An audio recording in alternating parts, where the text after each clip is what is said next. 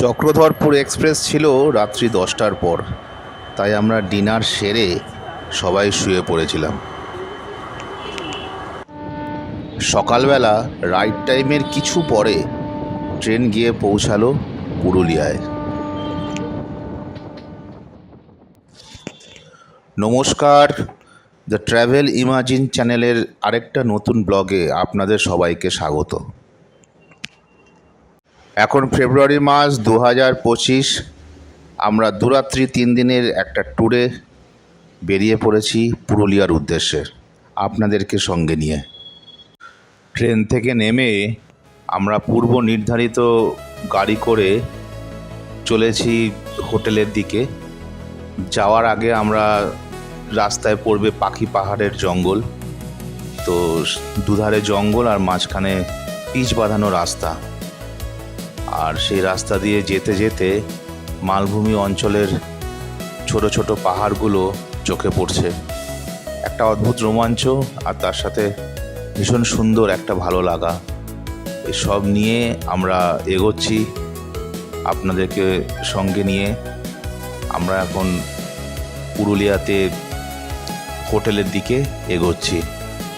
রাস্তায় পড়লো পাখি পাহাড়ের জঙ্গল, সেখানে কিছুক্ষণ সময় কাটিয়ে নেওয়া হলো।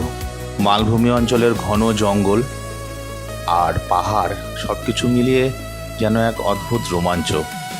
এই জঙ্গলে কিন্তু হাতি আছে, এছাড়া ভাল্লুক, চিতাবাঘ, তাই সব মিলিয়ে একটা অদ্ভুত রোমাঞ্চ। আমরা জঙ্গলে কিছুটা সময় কাটিয়ে তারপরে হোটেলে গেলাম।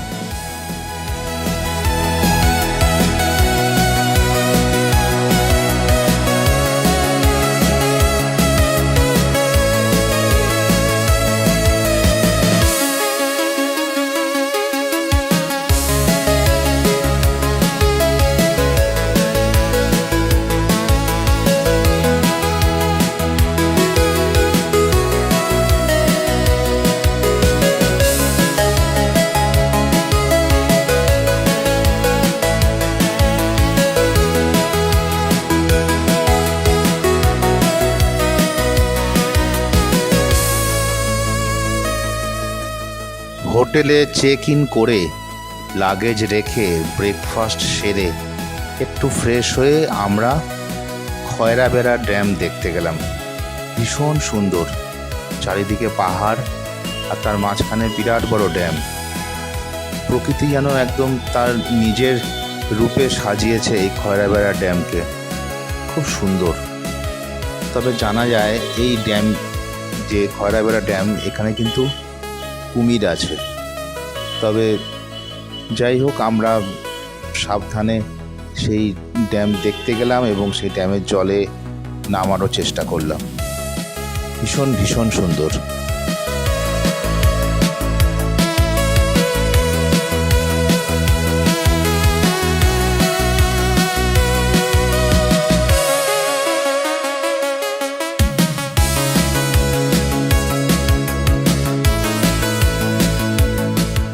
পুরুলিয়ার এক বিখ্যাত উৎসব হচ্ছে ছৌ নাচ, আর সেই ছৌ নাচের একটা উল্লেখযোগ্য উপাদান হচ্ছে মুখোশ। যে মুখোশ পরে শিল্পীরা বিভিন্ন অঙ্গে, বিভিন্ন মুদ্রায় তাদের নৃত্য পরিবেশন করে। তো সেই মুখোশ যে গ্রামে তৈরি হয়, মুখোশ গ্রাম, তো সেই গ্রামে আমরা গেলাম। সেই গ্রামে প্রত্যেকটা ঘরে ঘরে বিভিন্ন রকমের মুখোশ তৈরি হচ্ছে, ছোট বড়, নানা আকৃতির এবং নানা ক্যারেক্টারের মুখোশ সেখানে তৈরি হচ্ছে। সত্যি এক দেখার মতো জিনিস এবং শিল্পকলার এক অদ্ভুত নিদর্শন। তো আমরা সেই মুখোশ দেখলাম এবং কিছু মুখোশ আমরা কিনলাম তাদের কাছ থেকে। ভীষণ ভীষণ সুন্দর। আপনারাও দেখুন যে পুরুলিয়ার বিখ্যাত মুখোশ গ্রামে কত রকমের মুখোশ তৈরি হচ্ছে।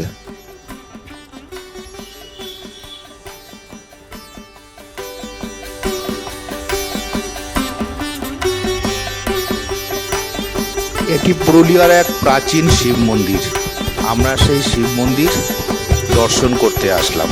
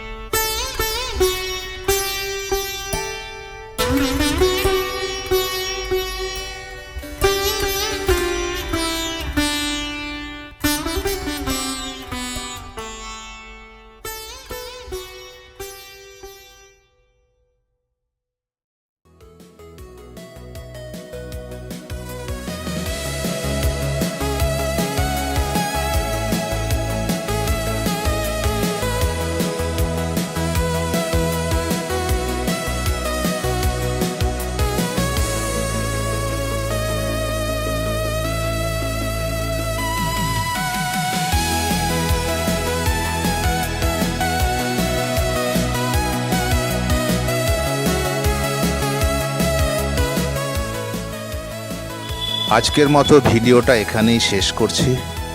যদি ভিডিওটি ভালো লাগে তাহলে অবশ্যই একটা লাইক, শেয়ার আর সাবস্ক্রাইব করে সঙ্গে থাকবেন। আর কমেন্টে অবশ্যই জানাবেন যে আপনাদের ভিডিওটি কেমন লাগলো। আপনাদের একটা কমেন্ট, একটা শেয়ার আমাদের আরও নতুন নতুন কাজ করার উদ্যোগ দেয়। আপনারা সবাই খুব ভালো থাকবেন, সুস্থ থাকবেন, আনন্দে থাকবেন। আপনাদের অনেক অনেক ধন্যবাদ। নমস্কার।